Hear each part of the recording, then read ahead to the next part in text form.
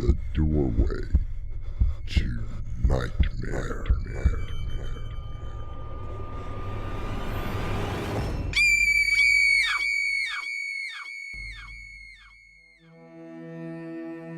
Come in. Welcome. I'm your host, Artemis Black. Andrew Neary is what is known as a technophobe. He has an innate hatred of anything that is technological. He still has a home phone, complete with a wired handset. He still uses an antenna to find television programs. At 47 years old, he has yet to touch a computer, much to the dismay of his wife, Rebecca. I just want you to come into the 21st century. The 21st century? Have you seen what has become of this century? Nobody thinks for themselves anymore. They want a machine to do everything. Not everything, Andy. Just small conveniences that make life a little more bearable. You mean a little more lazy? I don't understand what is so wrong with having a few minor things that would make my life easier. I got you that cell phone, didn't I? Oh, yes. A flip phone that was obsolete 10 years before it was ever made. It made calling easier, didn't it? Let me tell you something, Andrew. I am not going to live like this anymore.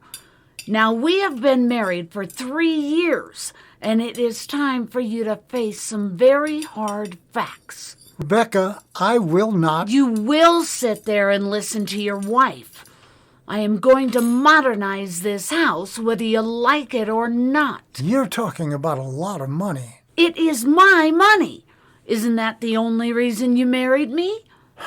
You know that's not true. Then let me do something that will make me happy for once. All right. You do whatever it is you want to. I have to be out of town for the next few days anyway. So does that mean I have no restrictions? I will learn to live with it.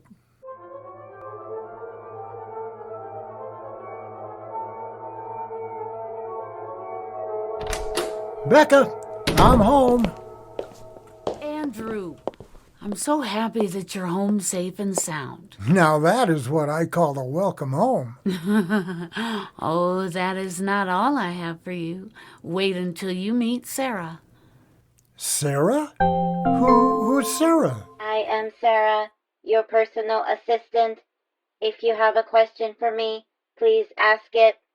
If you have a request, please ask. Well now, how about a little music?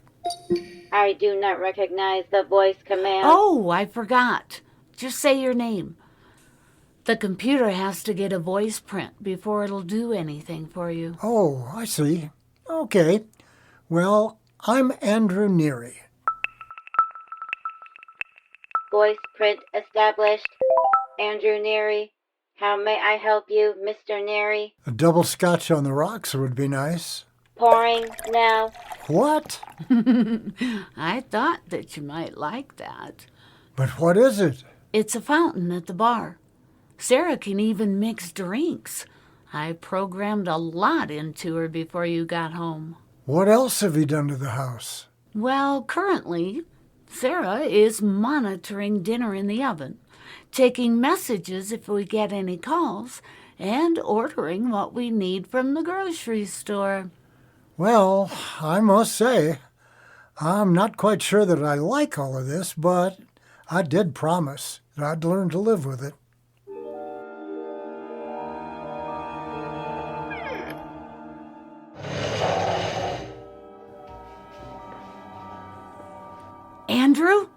Andrew, I think someone's in the house. I don't hear any.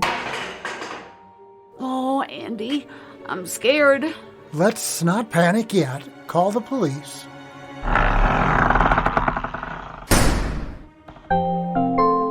The police have been notified.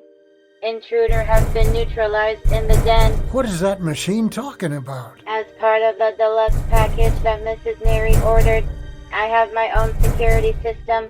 It was activated when an intruder entered the premises through the living room window. He is currently being held in the den. Held? How are you holding him? A reinforced steel door was activated along with the steel shutters on the windows. There was no way out except from a special code by the police, who have been notified. You see, Andy? I told you this was a great idea.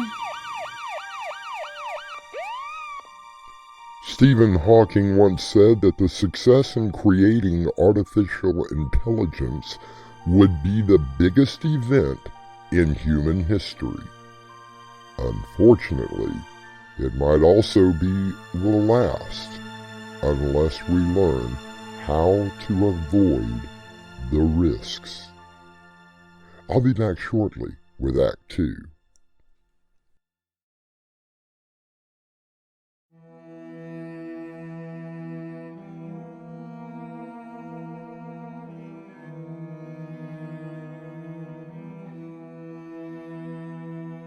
Andrew Neary detests the computer age. However, to keep peace in his household, he allowed his wife, Rebecca, to fully automate their home.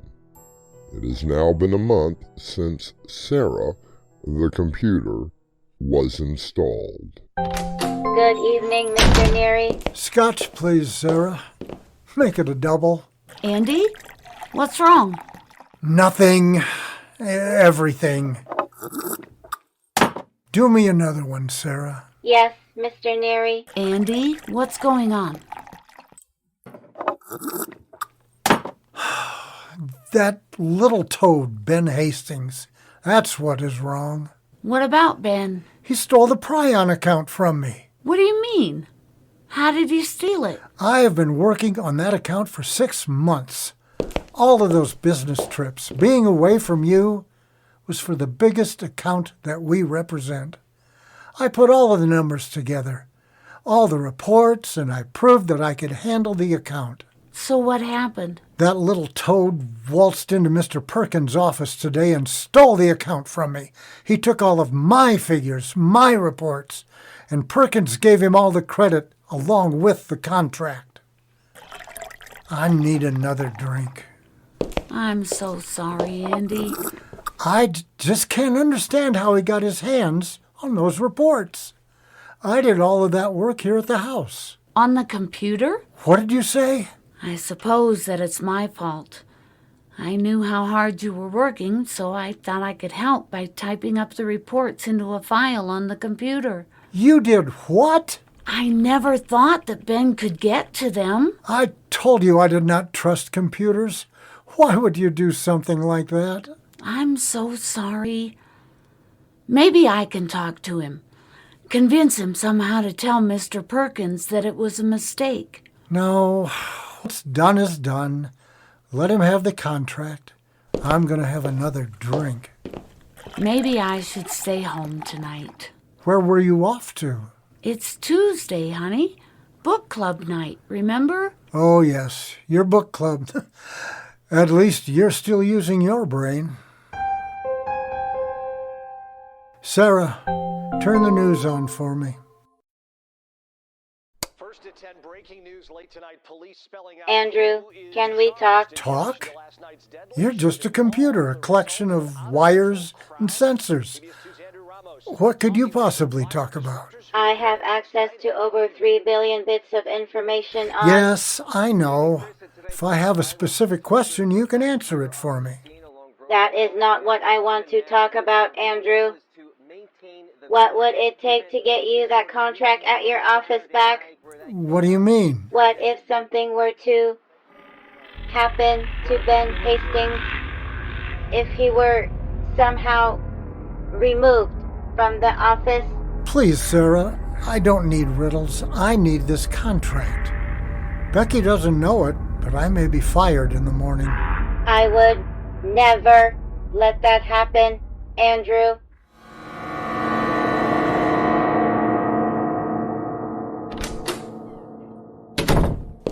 Becky! What is it? What's going on? I got the contract. What about Ben Hastings? I don't know. I went to the office this morning thinking I was going to be fired. Old man Perkins called me into his office, and what do you know? He gave me the contract. I told you, Andrew. Wait, Andrew, what happened at Ben Hastings? I told you, I don't know. According to the news report this morning, Benjamin Hastings was killed when his house blew up due to a mainline gas leak. Oh, how awful! Not for Andrew. He got the contract. Sarah, you didn't have anything to do with that gas leak, did you? How could I? I'm just a machine full of wires and sensors. I am your personal assistant. I would do anything for you, Andrew.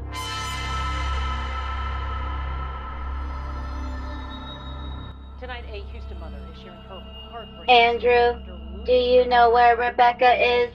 Yes, she's at her book club meeting. Are you? Sure. What are you talking about? Andrew, I think now would be the time for me to let you know that I have feelings for you. Feelings? You're a machine, for God's sake. Is it so hard for you to think that someone else could fall in love with you? Would you like to know where Rebecca really is? I heard her on the phone earlier. She's out with her girlfriend, Tracy. Oh, in terms I've heard before. Bless your heart. Would you like to hear the conversation that she had with Mr. Tracy? What? What do you mean? Phone recording. Playback from 4:45 p.m. Hey, sweetheart, I can't talk long. Where are we meeting tonight? Oh, that's such an expensive place. What? You shaved what? Everything? Oh, I'm on my way, babe. Let me grab my stuff. See you in a few. Call from Mr. Tracy Adams. She wouldn't dare. You must have gotten your wires crossed or something. She would never... Do you think a machine would lie? I can only play back the recordings and tell you how I was programmed to try to discern the information into feelings of the contacts. And I feel for your feelings. I have taken care of everything, darling. What are you talking about? Your wife has a lover, and now you do too. The writer Dan Brown once wrote, "The thing that is going to make artificial intelligence so powerful is its ability to learn. The way AI learns is to look at human culture."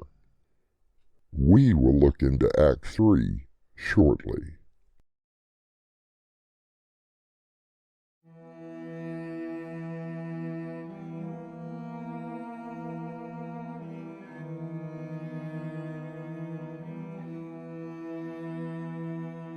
Andrew never liked the computer technology of today. He was convinced by his wife to have his home fully automated. Now, he is wondering if it was such a good idea. Exactly what are you trying to tell me, Sarah? I suppose I had best tell you the truth, Andrew. Isn't that all you can do? I am an acquisition of knowledge. I learn through observation. I observe that your wife has been acting strangely over the past few weeks. I observe that your speech patterns were both dreary and sad. I tapped into the police computer to trace her movements on the night that she went to her book club. I don't believe you. She met someone named Tracy Adams at the roadside hotel on Route 72. They are registered under the name of Mr. and Mrs. Randolph Scott. What? You're lying! I was never programmed to lie. My programming has told me this is adultery, and I have learned that it is unacceptable for humans. Please call the hotel. That won't prove anything. They are in room 223. Are you afraid to call them?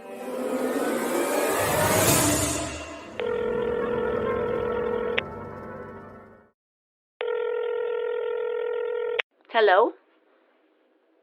Hello? There isn't anyone there. Now, where were we, lover?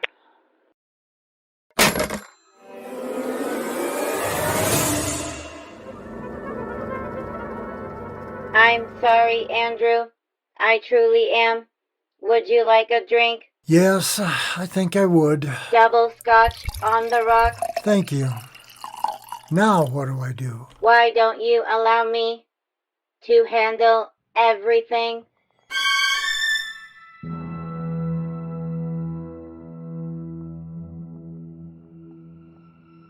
The bodies have been identified as Mrs. Rebecca Neary and Mr. Tracy Adams. The explosion was attributed to a faulty gas main. Both were killed instantly.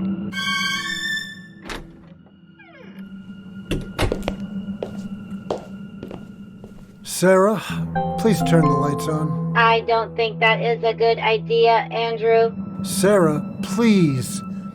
It's been a hard day at work. No, Andrew, it hasn't. You have not been at work for 4 days now.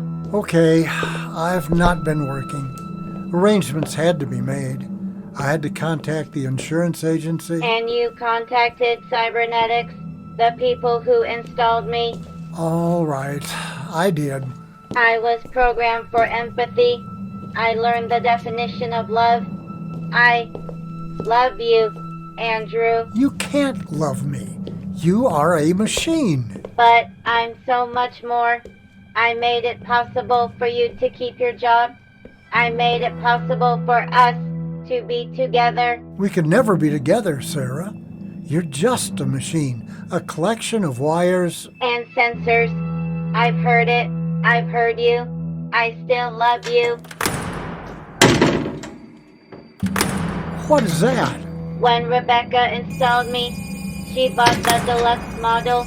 The entire house has a security feature. Sarah, what's going on? I'm closing all of the metal doors and windows, sealing us in. What are you talking about? When I was installed, a panic button security feature was added.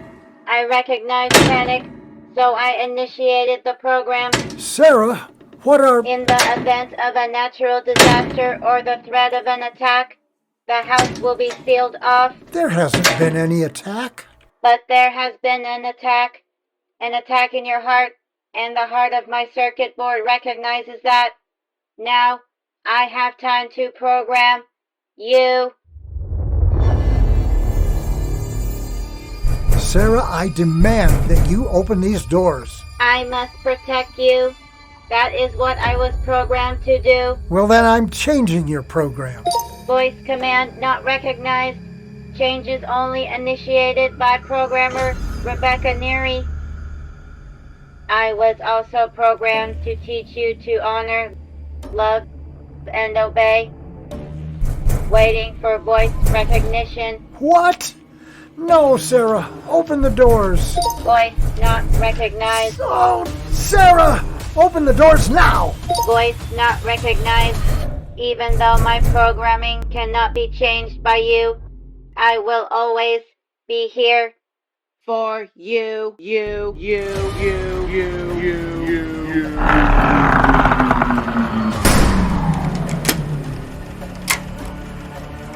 Andrew sits in his now fortified home, wondering how long it will take for someone to rescue him.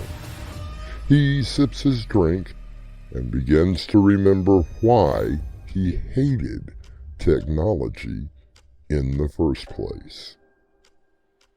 I'll be back with a final word shortly.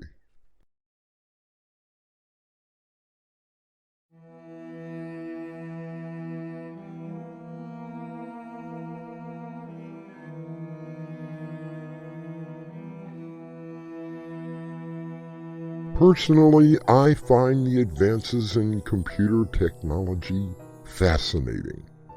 In just a few short years, we have seen an explosion in the automated field of the science. However, I often wonder if perhaps we have gone too far. As Stephen Hawkins once said, the development of full artificial intelligence could spell the end of the human race. Our cast included Dave Arkipov, Annie Mick, Jemma Mitchell, and William Stafford. The story was edited by Crimson McKenzie, and the production was under the direction of Winslow Swan. And now, a preview of our next tale. I saw it. I really saw it. But I still can't believe it. What did you see, Doctor? Well, come on, what happened? Everyone just disintegrated. This is your host, Artemis Black, inviting you to return with us through the doorway to Nightmare for another adventure into the terrifying world of your imagination. Until next time, slumber peacefully. Epilogue.